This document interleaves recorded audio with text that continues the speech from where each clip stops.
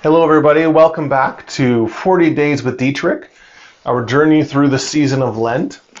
Today's passage is again taken from his book Ethics. You will hear the play of penultimate and ultimate in this passage. The title given to this excerpt is called God's Final Judgment. And again, I want to remind you that all of these titles are just really arbitrarily given for the sake of this book here. Bonhoeffer didn't give titles to each of his paragraphs. But the title given to this is God's Final Judgment. Bonhoeffer writes, Jesus Christ the Crucified. That means that God speaks final judgment on the fallen creation. The rejection of the whole human race without exception is included in the rejection of God on the cross of Jesus. Jesus' cross is the death sentence on the world. Here, human beings cannot boast of their being human, nor the world of its divine origins. Here, human glory has come to its final end in the image of the beaten, bleeding, spat upon face of the crucified. Yet crucifixion of Jesus does not mean simply the annihilation of creation.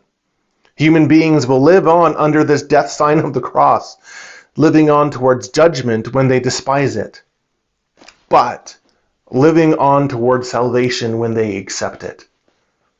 The ultimate has become real in the cross, a judgment on all that is penultimate, but at the same time as grace for the penultimate that bows to the judgment of the ultimate. I like in this passage how Bonhoeffer is holding both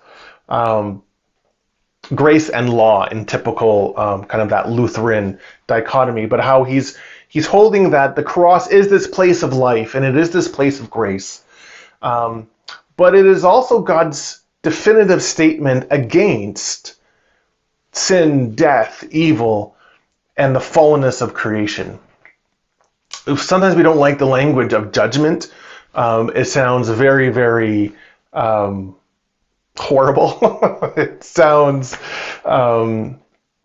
so unloving. That's what we hear in our eyes. But the cross is this judgment against a world that destroys itself, and a sin that destroys humanity, and power structures which destroy humanity.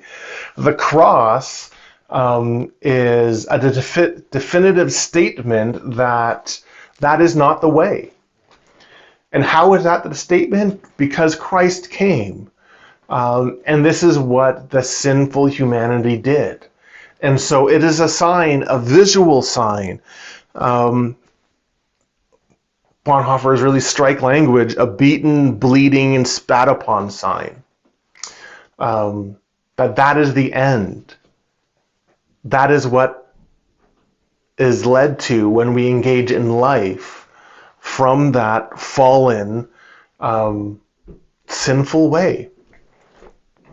And so there is this sense of inherent judgment upon that. And yet, there is grace.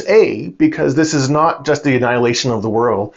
God could very justifiably just, snap God's fingers and say, all right, we're done. Enough. Right? And yet the cross is not that. It is not this thunderbolt from heaven, let's destroy everything kind of judgment.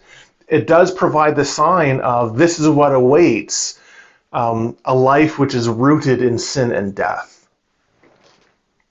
And yet for those who recognize that the cross is also God's entering into the violence of humanity in order to offer redemption, it is also a sign of life. It is also a grace for everybody who accepts it. And so it's a judgment that this world, rooted in death or violence and the fallenness of creation, is not the ultimate reality. And so we have to look to our salvation in the crucified. And it is that also a grace for those who accept that.